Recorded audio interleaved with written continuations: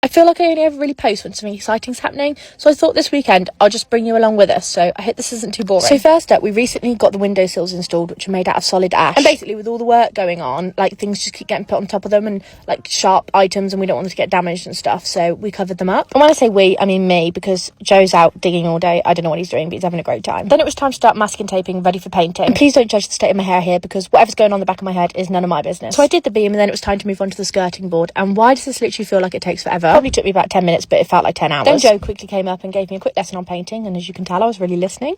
But then I was left to my own devices. So the first hurdle was actually getting the lid off the paint. And once I finally got the lid off, I just sat here for ages thinking, how the hell am I going to get this into this small pot?